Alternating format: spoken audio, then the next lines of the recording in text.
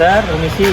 Jadi kita kesini juga ada beberapa hal yang ingin kita tanyakan, yang kita wawancari ke dari bulan Desember 2023 ini kan kita realisasi untuk pemberian bantuan budidaya ayam petelur ini. Ini sudah panen berapa kali Pak ini Pak? Kalau dihitung dari Desember, akhir Desember itu ayam yang saya terima ini umur 16 minggu. Ayam umur 16 minggu itu ayam yang baru belajar bertelur. Jadi nunggu sampai di posisi 20 minggu itu baru bisa telur sempurna. Jadi kalau ngomong pas masa di 16 minggu di Desember itu kita belum panen. Kita baru bisa panen di bulan Februari. Jadi Februari baru bisa nelor sempurna sampai sekarang ini. Jadi kalau panen berapa kali, kalau ayam petelur ini tiap hari kita bisa panen, kita bisa ambil telurnya, kita bisa langsung jual. Lalu untuk peliharaannya ini dikasih makan berapa kali ayam petelurnya ini? Untuk makan pemberiannya 2 kali, pagi sama sore, sekitaran jam 7 sama jam 4. Jam 3 jam 4 sore. Lah, besar makanannya itu kalau yang jenis ini kita per ekor itu konsumsinya 100 gram dengan standar pakan yang sudah standar itu perlunya 100 gram. Dari Bu Kasun ada yang perlu ditanya kepada Pak Dokter, monggo Bu Kasun. Iya, baik. Dari pertama kali itu ada berapa ekor, Pak? Desember itu kita dapat 32 ya. Per kandang isi 8 kali 4 jadi 32. 4 kandang. 4 kandang. Dari ya. Desember hingga sekarang bulan Maret ini apakah ada tingkat kematian atau apakah pernah ada yang sakit atau bagaimana? Iya, Desember itu karena perpindahan tempat ya dari kandang yang ini datangnya sekitar dari daerah Pare ya, itu proses kirim, proses perjalanan itu membuat beberapa ayam stres dan ya bukan beberapa ayam, hampir semua stres perjalanan. Dari situ kita rekondisi lagi. Nah, itu ada korban 3 ekor mati. Jadi pas proses rekondisi ini ada 3 yang mati, dan alhamdulillah sampai sekarang udah sehat. Memang biasanya kalau ada relokasi semacam itu pasti dampaknya di hewannya ya Pak ya. Iya. Pasti lebih kurang pasti ada yang tingkat kematian dan meskipun Betul, kita tahu banyak, betul. tapi alhamdulillahnya ini adalah Bapak dokter yang pastinya pakar ya, sudah menangani hewan, jadi meminimalkan tingkat kematian juga. Baik, tadi sempat singgung tentang relokasi. Ini adalah berhubung ini adalah tingkat ketahanan pangan untuk RW 6, tapi kan ini lokasinya bukan di RW 6, jadi ada relokasi. Bisa dijelaskan Pak, kenapa ada relokasi dari kok nggak di RW 6 gitu, kenapa ada di sini? Ya, sebenarnya memang ini untuk RW 6. Untuk RW 6 sendiri kan mengajukan proposalnya ini masyarakat asumsi negatif dalam arti ya kalau dikasih bantuan, kalau enggak jadi teman-teman bapak-bapak ini tidak mempersiapkan tempat gitu, jadinya wis nanti kalau dikasih ya kita baru persiapkan. Suatu wis kita udah nggak berpikir apa-apa, bulan Desember itu datang setelah kita kumpulkan warga, si bapak-bapak, karena tempat kita belum kita persiapkan sehingga risiko akan kehilangan, kalau kita taruh sesuai rencana itu risiko kehilangan telurnya mungkin bisa juga ayamnya karena letaknya itu di pinggir jalan gitu loh. Ya, Tidak ada pagar tidak ada pengaman lah. Nah, tapi ini kan harus tetap saya terima. Jadi ya ini harus tetap jalan, makanya untuk sementara saya relokasi di sini dulu sambil saya mempersiapkan tempat di RW 6 yang sesuai rencana semula gitu. Baik, dari saya cukup segitu pertanyaannya. Saya kembalikan ke Pak Suharsana selaku Ketua Pokmas ya. Di sini saya ingin menanyakan Pak. Pertama kali saya masuk dengan tema ketahanan pangan di sektor ayam petelur yang ramah lingkungan. Saya di sini tidak mencium aroma kotoran sama sekali. Boleh kita mendekat Pak? Ya. Ini saya lebih dekat. Ini saya tidak mencium aroma kotoran sama sekali. Bagaimana Pak Suharsana itu untuk resepnya? Resepnya biar kita benar-benar ramah lingkungan gitu. Ya. Jadi kalau di kandang saya ini kita pakan ini walaupun kita beli dari toko atau dari pabrik itu kita tetap ada pengolahan Pak, tetap ada pengolahan, sedikit pengolahan kita campur dengan bakteri ya, terutama kalau untuk pengendalian bau ini bakterinya namanya Bacillus ya, jenis Bacillus. Nah, kalau makanan ayam itu kita campur bakteri itu, kotoran yang dikeluarkan oleh ayam itu nggak akan timbul aroma yang menyengat. Jadi aromanya boleh dikatakan zero, nggak ada aroma kan yang seperti Pak Kalsun rasakan sekarang ini ya. Jadi seperti itu. Terus kalau pakan itu dari pabrik itu grade-nya itu A. Nah, kalau kita tambahkan bakteri probiotik itu grade-nya menjadi A+. Jadi ayamnya ini dapat pakan lebih bergizi daripada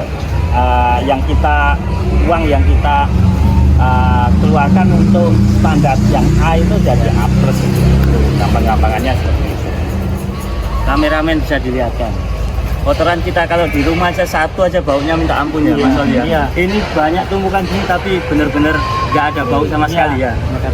Oke, satu kali pertanyaan Pak. Terakhir aja Pak, ini tumpukan kotoran seperti ini itu difungsikan untuk apa?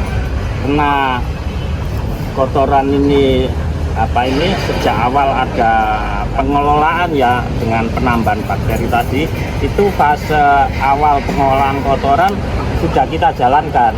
Nah, selanjutnya kotoran ini kita kumpulkan, kita fermentasi, kita jadikan pupuk POHE, pupuk kotoran hewan. Pupuk yang berasal dari kotoran hewan ini insya Allah masuk jenis pupuk Intinya ketahanan pangannya di sektor ayam telur, tapi kotorannya juga diolah dari pupuk, juga bisa dijual, jadi berkelanjutan ketahanan pangannya ya Pak ya. Terima kasih Pak Suharsana dari saya. Terima kasih Pak Dokter dan Bapak Jarwo. Mungkin dari Puskesdes ini yang terakhir, mungkin ada yang disampaikan atau yang ditanyakan kepada Pak Dokter. Monggo Puskesdes waktunya. Terima kasih.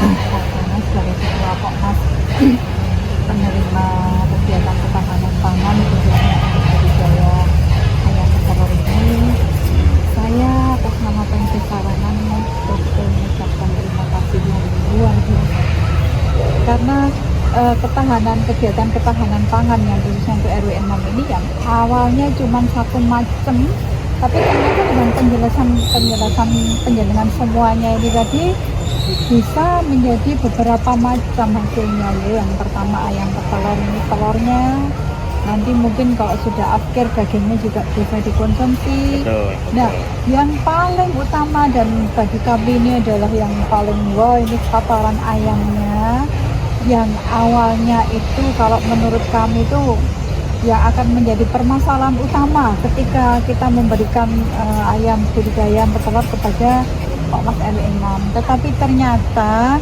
kotoran ayam ini juga akan menjadi cuan ya, setelah memang prosesnya juga nggak mudah dan nggak murah nih Pak ini, tapi ternyata betul-betul tidak ada yang terbuang sama sekali. Harapan kami dari desa, Pak Suharsana ini sebagai ketua Pokmas di RW 6 untuk kegiatan budidaya ayam petelur ini nantinya bisa menularkan ilmunya ini kepada RW-RW yang lain yang masih belum mau menerima bantuan untuk ketahanan pangan ataupun masih belum punya ide-ide untuk apa. Mereka merasakan wah ini nambah-nambahi gawean naik, tapi ternyata ketika dilaksanakan dengan secara benar hasilnya juga nggak akan begitu. Terus yang lain saya pesan untuk kegiatan ini mohon nanti administrasinya juga ditata, karena bila sewaktu-waktu ada monitoring evaluasi dari tingkat manapun kita sudah siap. Betul-betul kegiatan ini ada dan berkelanjutan dan memang bermanfaat. Terima kasih Pak Sana. Yes, sama-sama. Ini sebenarnya ada yang mau saya tanya, lupa ini. Tapi mumpung saya ingat, nanti minta tolong ya Mas Prabu, Pak Dokter. Saya juga pernah dengar ini, selain dijual, ini infonya diberikan juga ke panti asuhan. Nah, bisa diceritakan Pak Dokter, kenapa kok sampai bisa diberikan ke panti asuhan sebagian? Karena menurut saya itu nilai plus. Jadi bukan sekedar meningkatkan nilai ekonomi untuk warga ataupun Pokmas, tapi juga untuk beramal juga. Monggo Pak Dokter sedikit dijelaskan. Jadi kegiatan tersebut terinspirasi waktu saya ngasih materi bersama teman-teman ketahanan pangan. Kebetulan Ibu Kepala Dinas Ketahanan Pangan ini waktu pemberian materi itu menjelaskan kalau telur yang dihasilkan dari telur-telur ini merupakan protein yang bagus, yang mudah diserap, dan pokoknya bagus lah, paling bagus dan paling murah. Kalau jangan itu paling murah nanti. Nah, ini telur-telur ini kalau kita berikan ke balita itu untuk arahnya ke stunting ya. Ya, untuk stunting, karena protein ini yang salah satunya gizi yang terbaik untuk mencegah stunting. Terus yang kedua juga ada sisi lain, warga itu yang makan telurnya itu per minggu juga bisa dihitung dengan jari gitu loh. Maksudnya ya itu tadi teman-teman yang di panti asuhan. Terus yang di panti asuhan itu kan rata-rata itu kan masih ini ya, umurnya kecil-kecil, masak nggak bisa. Tapi kalau kita kasih telur, dia pengen makan, ke dapur lari nyeplok telur kan gampang itu ya. Nah, jadi dasarnya itu jadi biar teman-teman yang di panti asuhan ini juga bisa merasakan. Karena ini kegiatannya sosial, maka saya nggak menghitung, saat ini belum menghitung margin. Jadi pokoknya bisa jalan, bisa buat beli pakan. Sisanya nanti kalau ada ininya lebihnya ya saya kirim ke panti asuhan gitu. Jadikannya gitu aja. Ya cari barokahnya dari anak panti lah. Sangat jelas sekali penjelasan dari Pak Dokter, karena kan saya juga ini baru tahu Pokmasnya itu sampai memberikan sebagian hasilnya untuk panti asuhan. Ini keren sekali ya, karena jarang-jarang ada kelompok ataupun individu yang memikirkan hasil ternak ataupun panen apapun juga sebagian disumbangkan untuk panti asuhan atau orang yang membutuhkan. Kami terima kasih Pak Dokter atas waktunya.